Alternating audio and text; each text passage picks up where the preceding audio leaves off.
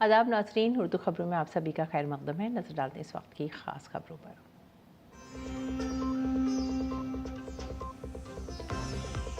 वज़ीर आज़म नरेंद्र मोदी आज India mobile Congress के नवे एडिशन का करेंगे इफ्तिताह। दिल्ली में होगा एशिया का सबसे बड़ा टेली कम्युनिकेशन प्रोग्राम।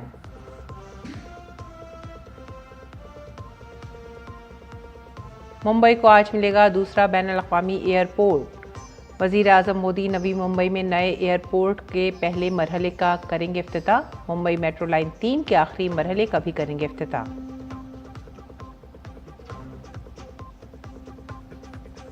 बरतानिया के वज़ीर आज़म कियर स्टारमर भारत के 2 रोज़ा दौरे पर पहुंचे।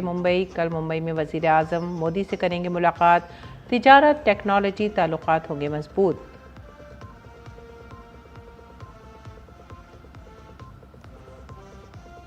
और बिहार असेंबली इंतखाबात में सीट की तकसीम के लिए बातचीत जारी। पटना में होगी एनडीए की मीटिंग। दिल्ली में कांग्रेस इंतखाबी कमेटी की मीटिंग में उम्मीदवारों की पहली फहरिस्त पर लग सकती है मुहर।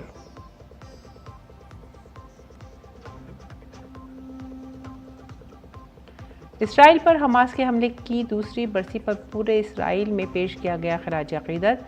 गजा में जंगबंदी पर मिस्र में बातचीत जारी।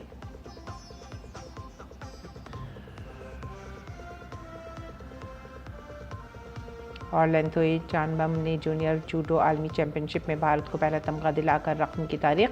63 किलोग्राम वजन के जुमरे में जीता कांसे का तमगा। खबरें अब तफसील से। वज़ीर आज़म नरेंद्र मोदी आज नई दिल्ली में यशोभूमि में इंडिया मोबाइल कांग्रेस 2025 के नवे एडिशन का इफ्तिताह करेंगे। एशिया का सबसे बड़ा टेलीकॉम और टेक्नोलॉजी इवेंट आज से 11 अक्टूबर तक मुनक़िद किया जाएगा। इस साल का मौजू तब्दीली के लिए इख्तरा, डिजिटल तब्दीली में भारत की क़यादत का इजहार है। इस तकरीब में optical communication, telecommunications, semiconductor, 6G, quantum communications, semiconductors, optical networks और साइबर फ्रॉड से बचाव जैसे मौज़ूआत पर बातचीत होगी। तकरीब में 400 से ज़ायद कंपनियां, 7000 आलमी मंदुबीन और 150 से ज़ायद ममालिक से तकरीबन 1.5 लाख विजिटर्स शिरकत करेंगे। मुल्क के मालियाती दारुल हुकूमत को एक और बैनुल अक़वामी हवाई अड्डा मिलने वाला है। वज़ीर आज़म नरेंद्र मोदी नवी मुंबई बैनुल अक़वामी हवाई अड्डे के पहले मरहले का इफ्तिताह करेंगे। हमारे नामनिगार शिशिर शेलार ने Navi Mumbai international airport limited के chief executive officer captain BVJK Sharma से बात की।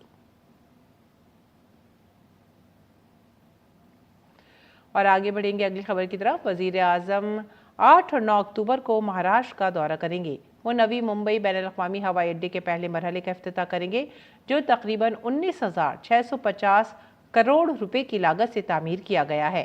वो मुंबई मेट्रो लाइन 3 के आखिरी मरहले का भी इफ्तिताह करेंगे। मेट्रो लाइन 3 37,270 करोड़ रुपए की कुल लागत से तामीर की गई है। वज़ीर आज़म नरेंद्र मोदी आज नवी मुंबई में 19,650 करोड़ रुपए की लागत से तैयार नौ तामीर शुदा बैनुल-अक़वामी हवाई अड्डे के पहले मरहले का आगाज करेंगे। ये मुल्क का अब तक का सबसे बड़ा ग्रीनफील्ड हवाई अड्डा मंसूबा है, जिसे public private partnership PPP model के तहत तैयार किया गया है। इसके अंदर जो फीचर्स हैं वो हम एविएशन हब बनाने के लिए जो मिनिमम कनेक्ट टाइम होती है, terminal to terminal connectivity, transfer passengers और जो फैसिलिटीज हैं यहाँ पे वो खास हैं। ये हवाई अड्डा 1160 हेक्टेयर रकबे पर मुहित होगा। इसमें एक ऑटोमेटेड पीपल मूवर APM शामिल होगा, जो कि एक ट्रांसपोर्टेशन सिस्टम है और सभी 4 मुसाफिर टर्मिनल्स को टर्मिनल ट्रांसफर स्मूथ इंटर के लिए जोड़ेगा। इसकी सालाना सलाहियत 9 करोड़ मुसाफिरों और 3.25 मिलियन मैट्रिक टन कार्गो को संभालने की होगी। नवी मुंबई इंटरनेशनल एयरपोर्ट, जो कि सिर्फ महाराष्ट्र के लिए बल्कि देश के लिए अगर देखा जाए आने वाले समय में एक एविएशन का हब बनेगा और साथ ही साथ लॉजिस्टिक के हिसाब से अगर देखा जाए तो कहीं ना कहीं एक गेम चेंजर प्रोजेक्ट भी होगा। हवाई अड्डे में एविएशन फ्यूल का मुस्तकिल जखीरा, तकरीबन 47 मेगावाट शमसी तवानाई की पैदावार और पूरे शहर में अवामी राब्ते के लिए EV बस सर्विसेज दस्तयाब हैं। ये मुल्क का पहला हवाई अड्डा होगा जो वाटर टैक्सियों के जरिए मुंसलिक रहेगा।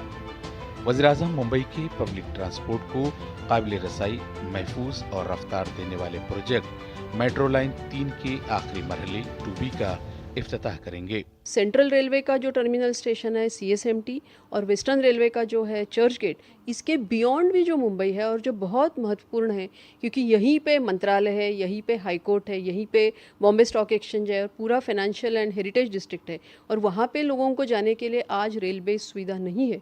ये सुविधा ये मेट्रो लाइन के कारण होगी। मरहला 2B की तामीर तकरीबन 12,200 करोड़ रुपए तखमीना लागत से हुई है और पूरी मुंबई मेट्रो लाइन 3 यानी एक्वा लाइन 37,200 करोड़ रुपए से ज्यादा की लागत से बनी है। ये पूरी तरह से जेर जमीन है। कफ परेड से RAJVLR तक इसकी कुल लंबाई 33.5 किलोमीटर की है, जिसमें 27 स्टेशन हैं। ये रोजाना 13 लाख मुसाफिरों को खिदमत फराहम करेगी। एक्वा लाइन की अंडरग्राउंड एक्सपेंशन महत्वपूर्ण जगहों को जोड़ रही है और साथ ही सतह के ऊपर मूल्यवान रोड स्पेस को भी बचा रही है। ये ट्रैवलिंग टाइम तो ईज कर ही रहा है, कंजेशन भी ईज कर रहा है, साथ ही पूरे मुंबई को ये अर्बन ग्रीनर फ्यूचर की तरफ ले जा रहा है। वज़ीर-ए-आज़म मोनोरेल, मज़ाफ़ाती रेलवे और बस PTO के 11 पब्लिक ट्रांसपोर्ट ऑपरेटरों PTO के लिए मरबूत common mobility app Mumbai one का भी आगाज करेंगे। वन ऐप कई पब्लिक ट्रांसपोर्ट ऑपरेटरों के मरबूत मोबाइल टिकटिंग और डिजिटल लेन देन को फरोग देगी। मुंबई से श्यामा और शिशिर के साथ bureau report, DD news Urdu खबरें। वज़ीर-ए-आज़म नरेंद्र मोदी नवी मुंबई बैनुल-अक़वामी हवाई अड्डे के पहले मरहले का इफ्तिताह करेंगे। हमारे नामानिगार शिशिर शिला ने Navi Mumbai international airport limited के chief executive officer captain BVJK Sharma से बात की। देश की आर्थिक राजधानी मुंबई को एक और अंतर्राष्ट्रीय हवाई अड्डा मिलने जा रहा है। प्रधानमंत्री नरेंद्र मोदी जो है नवी मुंबई इंटरनेशनल एयरपोर्ट का इनॉग्रेशन करेंगे और इसके साथ साथ अगर देखा जाए तो सिर्फ महाराष्ट्र नहीं बल्कि भारत को इसका किस प्रकार से फायदा होगा, इस बारे में और ज्यादा जानकारी जानता है। इस वक्त हमारे साथ है नवी मुंबई इंटरनेशनल एयरपोर्ट के CEO कैप्टन शर्मा सर। सबसे पहली बात कि कहा यह जा रहा है कि गेम चेंजर जो है एयरपोर्ट होगा ना सिर्फ मुंबई और महाराष्ट्र के लिए बल्कि भारत के लिए भी। आखिर किस प्रकार से जो है ये टर्निंग पॉइंट होगा एविएशन इंडस्ट्री के लिए खासतौर पर?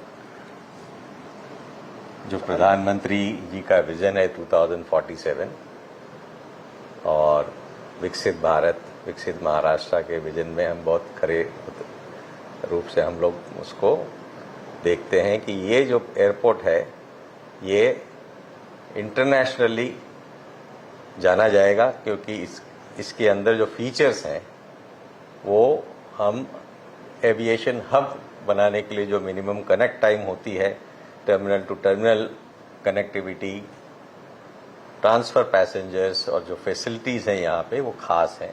ये कितना कारीगर होगा इस पूरे इलाके के लिए कि जहां पे आपका बेहतरीन बंदरगाह भी है और एक दूसरा बड़ा एयरपोर्ट भी बनने जा रहा है? सही बोला आपने, बेहतरीन बंदरगाह है JNPT, sea to air, air to sea combination चलेगा और जो कनेक्टिविटी अप टू दिल्ली तक है वो आगे बहुत इम्प्रूव होने वाली है यहाँ पे।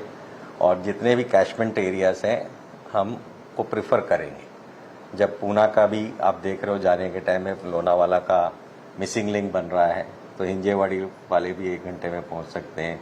पूना की एयर कार्गो जल्दी पहुंच सकती है। फ्यूचर में आपको बुलेट ट्रेन आ रहे हैं, जो भी कॉस्टली कार्गो हैं जिनको जल्दी मूव करना है वो जल्दी पहुंच पाएंगी। फ्यूचर प्लान्स क्या होंगे खास तौर पर इंटरनेशनल एयरलाइंस को अट्रैक्ट करने के लिए यहाँ पर और साथ ही साथ कॉम्पिटिटिव बिजनेस के लिए? एक तरफ ने देखा कि सिंगापुर है, दूसरी तरफ दुबई और अबू धाबी जैसे एयरपोर्ट भी है जो कि काफी कड़ी टक्कर दे रहे। तो ऐसे में बात करें अगर नवी मुंबई एयरपोर्ट की तो किस प्रकार से फ्यूचर प्लान्स जो है आपने बनाए हुए हैं इसको लेकर? देखिए, पहले मुंबई दिल्ली से आगे था, फिर मुंबई की लिमिटेशन आ गई और दिल्ली की ट्रैफिक बढ़ गई। ईस्ट वेस्ट के जो फ्लाइंग जोन में मुंबई एक नेचुरल हब है। उस हब की जो फैसिलिटीज चाहिए वो हम बनाने जा रहे हैं। खास तौर पर कनेक्टिविटी की बात करें तो नवी मुंबई इंटरनेशनल एयरपोर्ट जो कि सिर्फ महाराष्ट्र के लिए बल्कि देश के लिए भी अगर देखा जाए आने वाले समय में एक एविएशन का हब बनेगा और साथ ही साथ लॉजिस्टिक के हिसाब से अगर देखा जाए तो कहीं ना कहीं एक गेम चेंजर प्रोजेक्ट भी होगा, जिसकी शुरुआत जो है, जिसका शिलान्यास जो है प्रधानमंत्री ने किया था और अब जिसकी शुरुआत स्वयं प्रधानमंत्री करेंगे। शिवशिला, DD न्यूज, नवी मुंबई। बरतानवी वजीर आजम केयर स्टार्मर आज से भारत के 2 रोज़ा दौरे पर होंगे। वजीर आजम नरेंद्र मोदी की दावत पर वजीर आजम स्टार्मर का भारत का ये पहला सरकारी दौरा है। बरतानवी वजीर आजम स्टार्मर और वजीर आजम नरेंद्र मोदी कल मुंबई में विजन 2035 के मुख्तलिफ पहलुओं समेत भारत बरतानिया जामी स्ट्रैटेजिक पार्टनरशिप के मुख्तलिफ शोबों में पेशरफ्त का जायजा लेंगे। ये शराकतदारी तिजारत, सरमायाकारी, टेक्नोलॉजी, इख्तरा, दिफा, सलामती, आबो हवा, तवानाई, सेहत, तालीम और अवाम से अवाम के ताल्लुकात जैसे अहम सतूनों के बारे में 10 साला फ्रेमवर्क पर मरकूज है।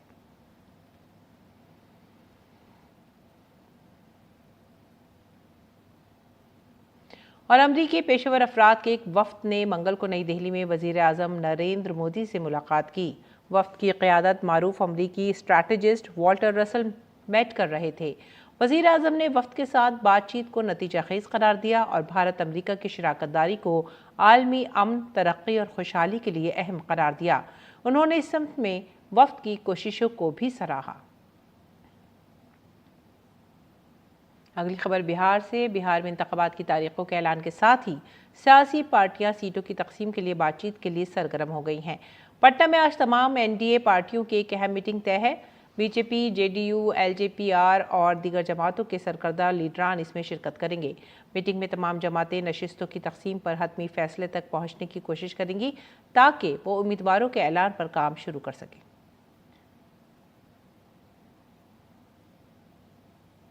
कांग्रेस भी बिहार असेंबली इंतखाबात की तैयारियों में मसरूफ है। कांग्रेस की मरकजी इंतखाबी कमेटी CEC की आज दिल्ली में मीटिंग हो रही है, जिसमें बिहार असेंबली इंतखाबात के लिए उम्मीदवारों के नामों पर फैसला किया जा सकता है। मीटिंग में CEC मेंबरान और पार्टी के कई सीनियर रहनुमा शिरकत करेंगे। पार्टी सदर मल्लिकार्जुन खड़गे और लोकसभा में opposition leader Rahul Gandhi online इसमें शामिल हो सकते हैं। CEC के दीगर अहम अरकान सोनिया गांधी, अधीर रंजन चौधरी, KC वेणुगोपाल, अमी याग्निक, उत्तम कुमार रेड्डी, TS सिंहदेव और कई दूसरे कायदीन भी शिरकत कर सकते हैं। हिमाचल प्रदेश के बिलासपुर जिले के झंडवाटा में कल होने वाले अलमनाक हादसे में मरने वालों की तादाद बढ़कर 15 हो गई है। 5 जख्मियों को मलबे से निकालकर अस्पताल ले जाया गया है, जबकि 25 से ज़ायद अफराद के फंसे होने का खदशा है। हादसा कल देर शाम उस वक्त पेश आया जब भारी बारिश के बाद भलो पुल के करीब एक बस पर मलबा गिर गया। बस मुकम्मल तौर पर मलबे में दब गई। बताया जा रहा है कि बस मुरुतन से घुमारवीं जा रही थी कि झंडवता के बरठी में हादसे का शिकार हो गई। जाए वक़ू पर इमदादी कार्रवाइयाँ जारी हैं। जख्मियों को इलाज के लिए करीबी अस्पताल में दाखिल कराया गया है। हुक्काम के मुताबिक हलाकतों में इजाफे का खदशा है। नायब वज़ीर आला मुकेश अग्निहोत्री ने जाए वक़ू और सरकारी अस्पताल का दौरा किया।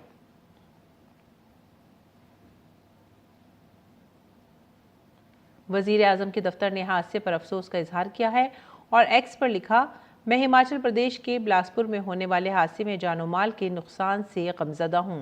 मेरे ख्यालात इस मुश्किल वक्त में मुतासरा लोगों और उनके अहले खाना के साथ हैं। मैं ज़ख्मियों के जल्द सेहतयाब होने की ख्वाहिश करता हूँ। ज़ख्मियों को 50,000 रुपये दिए जाएंगे।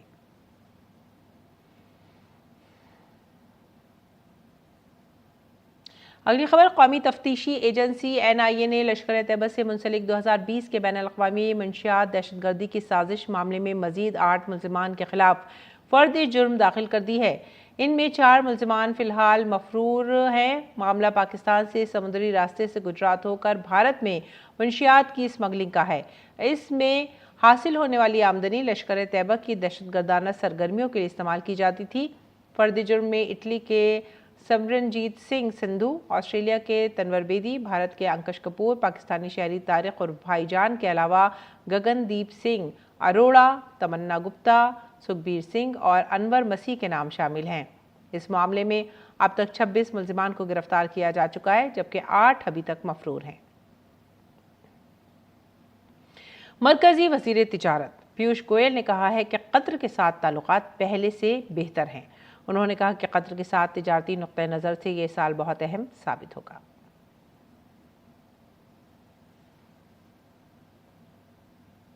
भारत और कतर के बीच आपसी संबंध, आपसी रिश्ते और व्यापार को बढ़ाने के लिए ये वर्ष मील का पत्थर साबित होगा।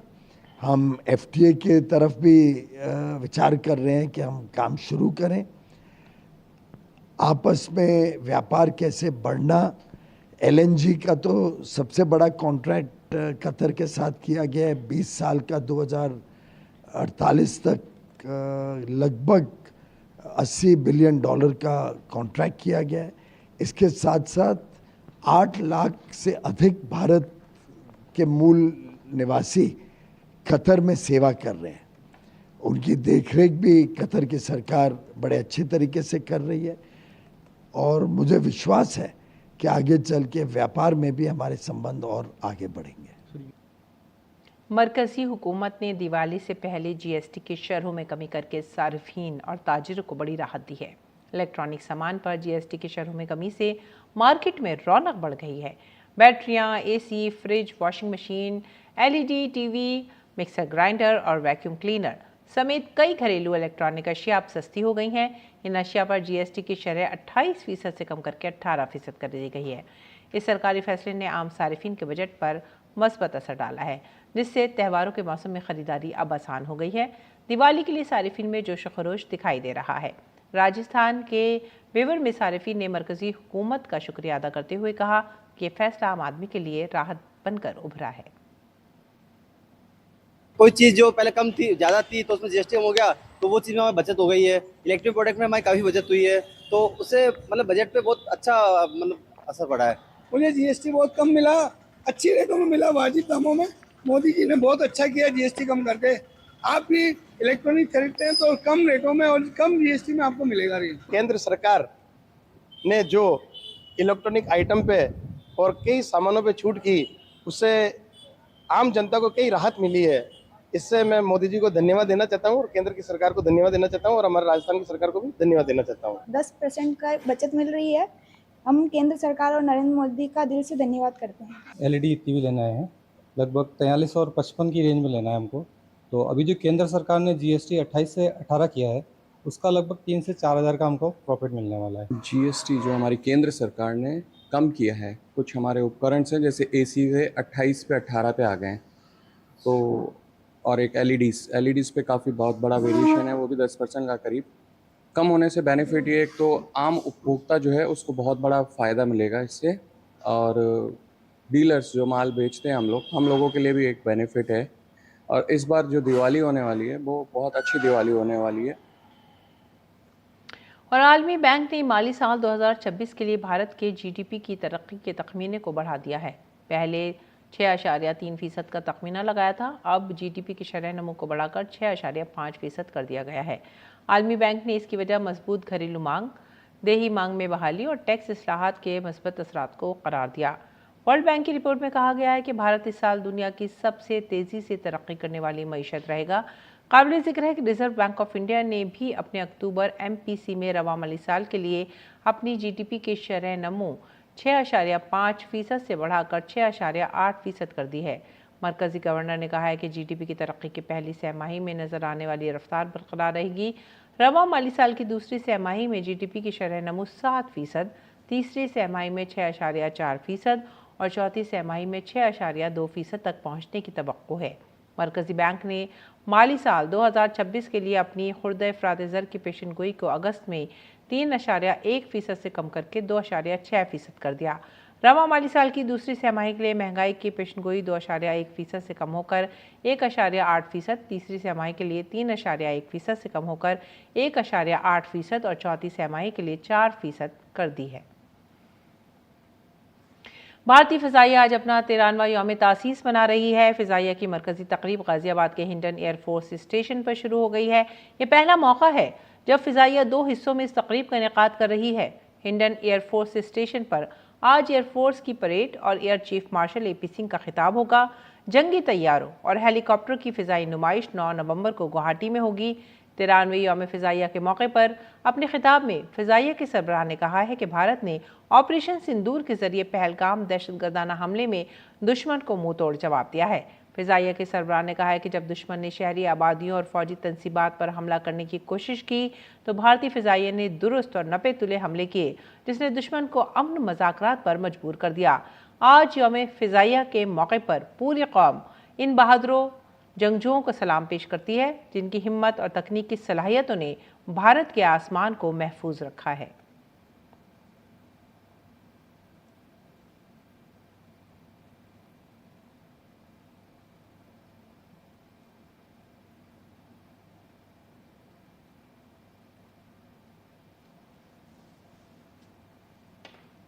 भारतीय फ़िज़ाइया आज अपना 93वां यौम तासीस मना रही है और इस मौके पर CDS और तीनों फ़ौज के सरबराहों ने नेशनल वॉर मेमोरियल पर शहदा को खिराज अक़ीदत पेश किया।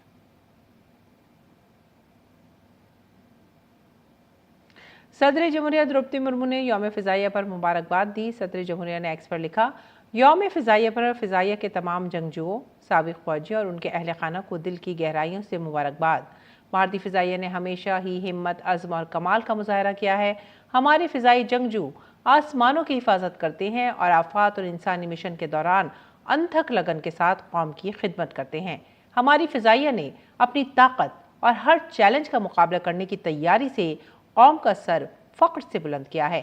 मैं भारतीय फ़िज़ाइया की मुस्तक़बिल की तमाम कोशिशों में कामयाबी की ख्वाहिश करती हूँ।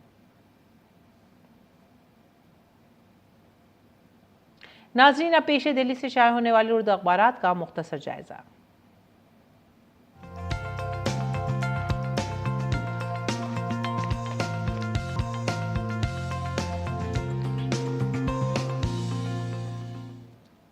उर्दू अखबारात के जायज़े में जो पहली खबर हमने लिया है वो है रोज़नामा इनकलाब से और ये बिहार से मुताल्लिक़ है।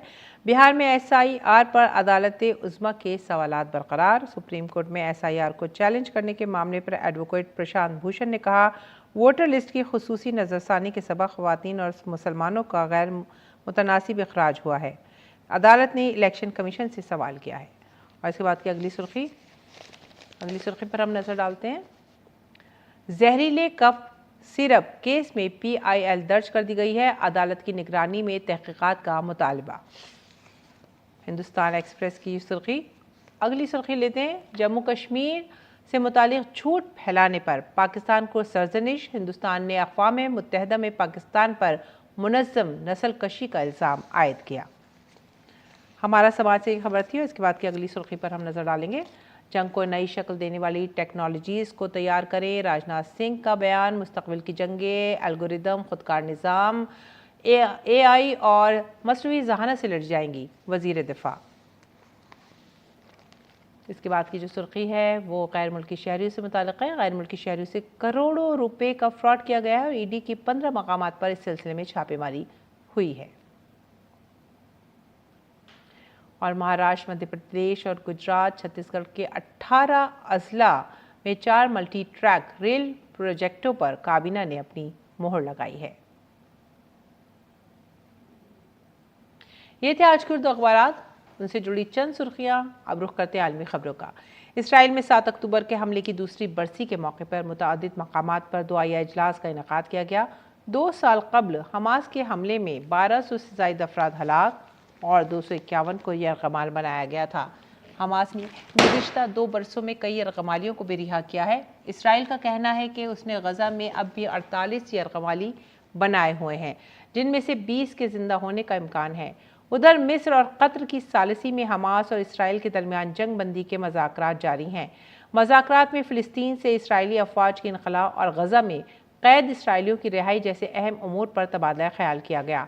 फिलहाल बातचीत किसी नतीजे पर नहीं पहुंची है। अमेरिका में जारी शटडाउन के दरमियान अमेरिकी सदर ट्रंप ने मंगल को कहा है कि उनकी इंतजामिया अब मुतअद्दिद सरकारी प्रोग्रामों को बंद करने की तैयारी में है। उन्होंने ये भी कहा है कि अगले 4-5 रोज़ में नौकरियों में कटौती के बारे में तफसीली मालूमात दे दी जाएंगी। 1 अक्टूबर से शुरू होने वाले अमेरिकी हुकूमत के शटडाउन के दौरान लाखों वफाकी मुलाजमीन को काम पर न आने का हुक्म दिया गया है, जबकि दीगर को मुलाजमत पर रहने के लिए कहा गया है। मेक्सिको के बहरुल काहिल के साहिल पर जालिस्को साहिल से गुजरने वाला ट्रॉपिकल स्टॉर्म परिसला के जालिस्को साहिल से गुजरने की वजह से उठने वाली ऊंची रहलों के सबब प्यूर्टो वालराटा में सैलाब आ गया है। सैलाब ने पोर्टो वालराटा में बड़े पैमाने पर तबाही मचाई है। ये सैलाब सड़कों, तिजारती इमारतों और घरों को नुकसान पहुंचा रहा है। हुक्काम ने तूफानी लहरों के असरात से निपटने के लिए जंगी पैमाने पर इमदादी कार्रवाइयां शुरू कर दी हैं। और खेल की खबरों में जूडो खिलाड़ी लेंथोई चनम्बम ने जूडो जूनियर वर्ल्ड चैंपियनशिप में भारत के लिए कांसे का तमगा जीतकर तारीख रकम की है। ये मुकाबला तारीख में भारत का पहला तमगा है। 19 साला लेंथोई ने पेरू के शहर लीमा में मुनक़िदा मुकाबले में खवातीन की 63 किलोग्राम ज़ुमरे में हॉलैंड की जोनी गैलेंट को शिकस्त देकर कांसे का तमगा जीता है। खवातीन के एक रोज़ा आलमी कप 2025 में कल खेले गए कम स्कोरिंग मैच में इंग्लैंड ने बांग्लादेश को 4 विकेटों से शिकस्त दे दी है। पहले बल्लेबाजी करते हुए बांग्लादेश की टीम 49.4 ओवर में 178 रन ही बनाकर आउट हो गई। हीदर नाइट और चार्ली ड्रीन ने टीम को 46.1 ओवर में 4 विकेटों से जीत दिलाई। नाइट ने नॉट आउट 79 रन बनाए और उन्हें मैच ऑफ द मैच करार दिया गया। और अब पेश है मौसम का हाल।